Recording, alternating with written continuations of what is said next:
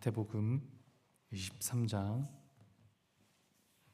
1절에서 12절 말씀입니다.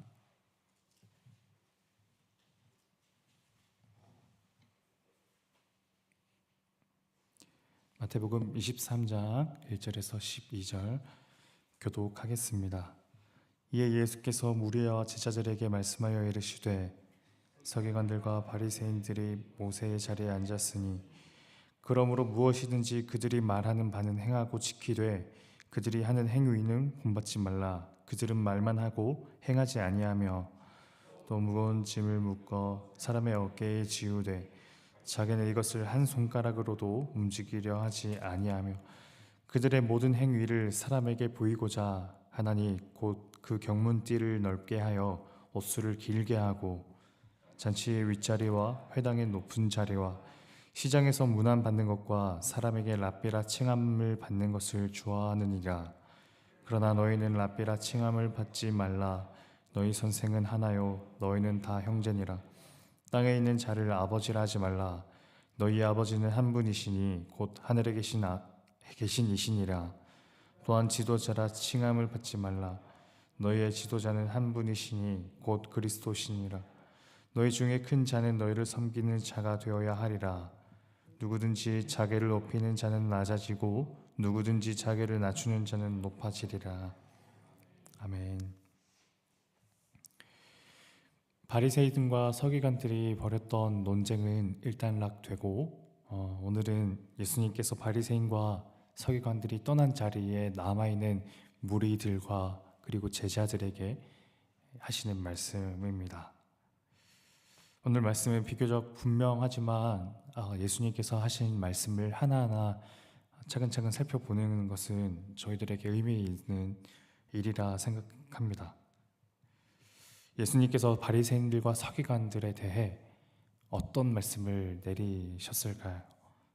첫 번째, 세 가지로 정리할 수 있는데 그들이 말하는 바는 행하고 지키되 그들이 하는 행위는 본받지 말라.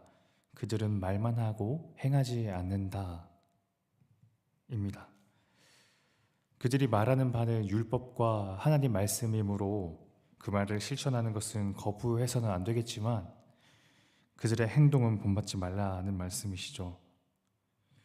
이와 관련해서 한 주석에 보니 바리새파 서기관들은 이런 성경관을 갖고 있었다 합니다. 성경 지식을 수납하는 것이 말씀을 실천하는 것보다 더 우선되어야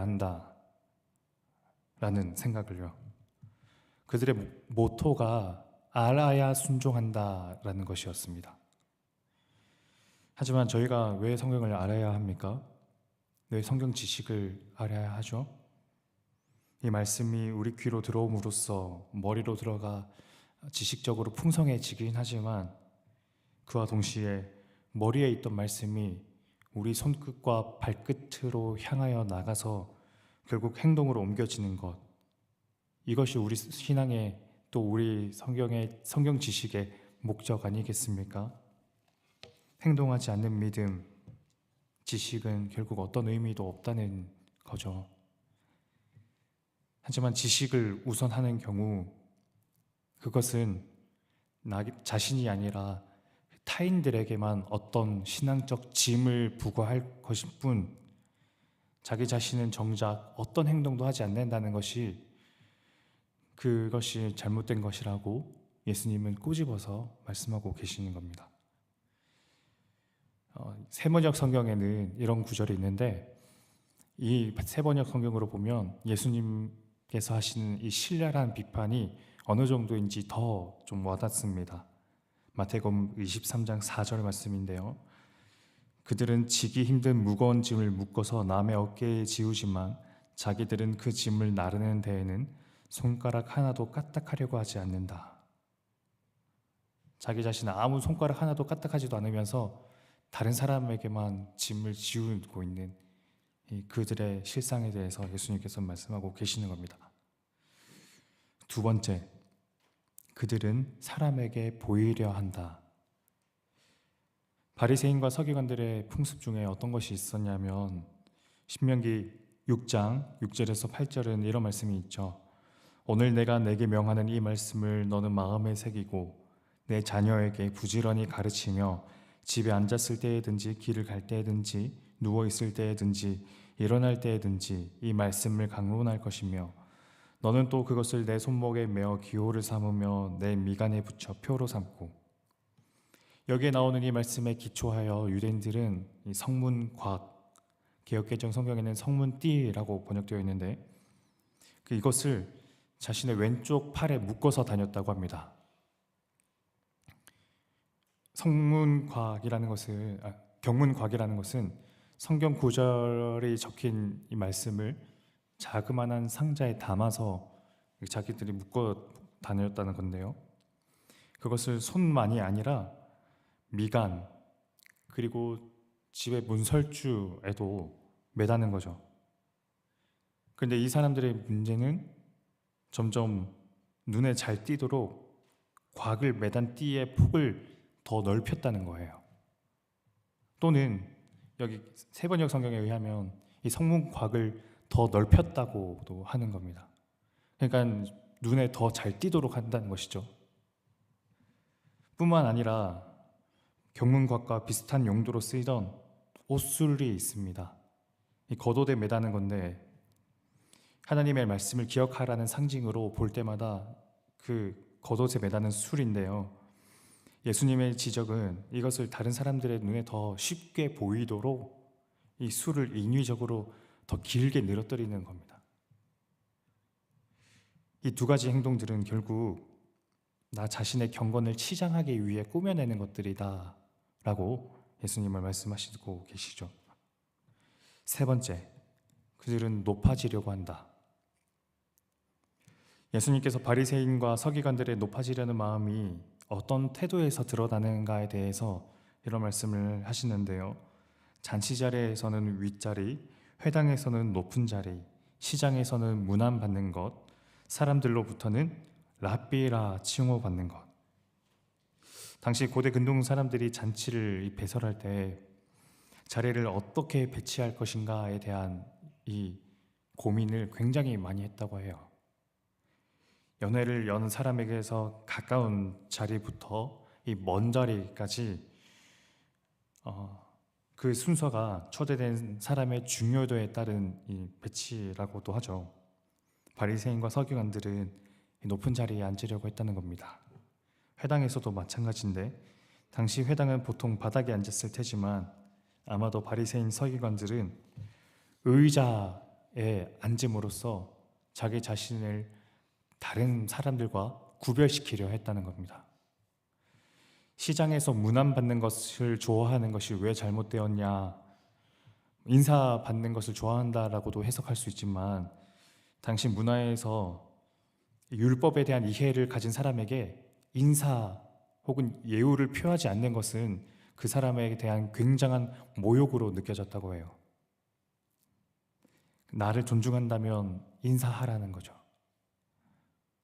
랍비라는 것이 선생, 율법 선생이라는 의미도 있겠지만 문자적인 의미는 나의 주인이라는 의미도 있다고 합니다.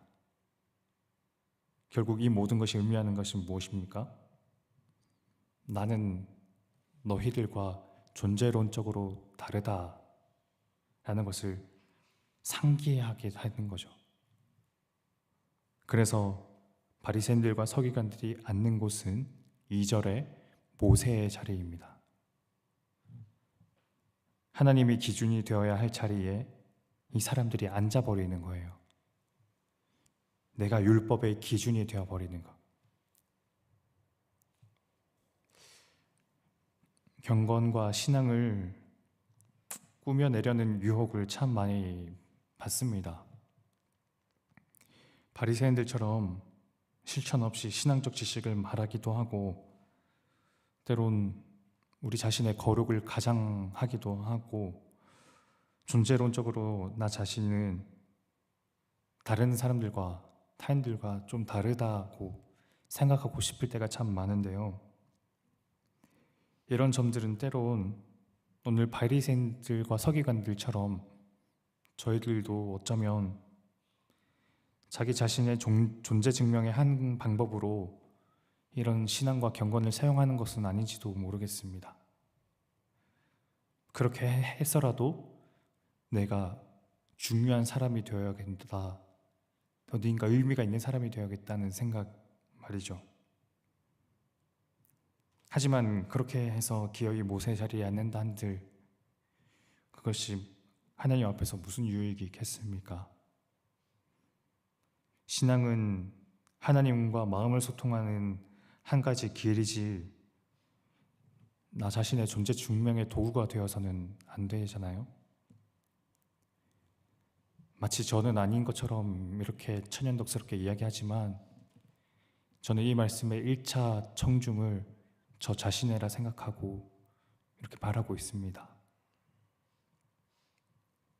그런 의미에서 오늘은 저희가 하는 모든 의미로서의 이 신앙적 행동, 하나님 앞에서의 이런 모든 종교적 행위들에 대해 그 동기에 대해 돌아보기를 원합니다.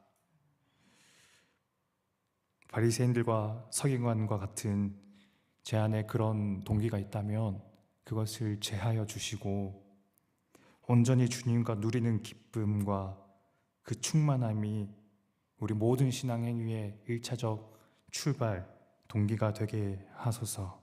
우리 그 마음으로 오늘 하나님께 나아가길 원합니다. 기도하겠습니다. 하나님, 바리새인들과 서기관들은 여러 가지 율법적 행위들을 세밀하게 구분함으로써 다른 사람들에게 집만 지었지 자기들은 손가락 하나도 까딱하려고 하지 않았다고 예수님께서는 그렇게 신랄하게 비판하셨는데, 하나님, 때로는 저희들이 어쩌면 하나님 앞에서 바리새인들과 서기관들처럼 내 신앙적 행동으로 인해 타인들보다 좀 더 다른 사람, 더 나은 사람, 의미가 있는 사람이라는 존재 증명을 하려고 도구적으로 사용하는 것 같기도 합니다. 지금 저희들 안에 이런 동기들을 제하여 주시고 하나님 앞에서 하나님께서 주시는 그 충만함과 그 기쁨이 저희 모든 신앙의 1차적 출발이 될 수 있도록 은혜 베풀어 주옵소서. 하나님과 함께하는 그 마음의 그 기쁨을 다시 회복시켜 주시고 하나님 안에서 누리는 그 은혜와 평안이 우리 모든 신앙의 가장 근원이 되게 하여 주옵소서. 예수님 이름으로 기도드립니다. 아멘. 우리 두 가지 기도 제목 놓고 기도했으면 좋겠습니다. 바리새인들과 서기관들처럼 그 신앙에 대해 생각하지 않게 하시고 우리 마음에 하나님께서 주시는 그 기쁨이 1차적 출발이 되게 하소서. 두 번째로는 우리 주변에 혹시 몸이 불편하거나 아픈 분들이 계시다면 그분들을 놓고 하나님께서 하나님 치유의 손길로 하나님 그 아픈 부위를 치유하여 달라고 기도하여 하면 좋겠습니다. 그리고 각자 가져오신 기도 제목 가지고 우리 함께 하나님께 기도하며 나아가겠습니다.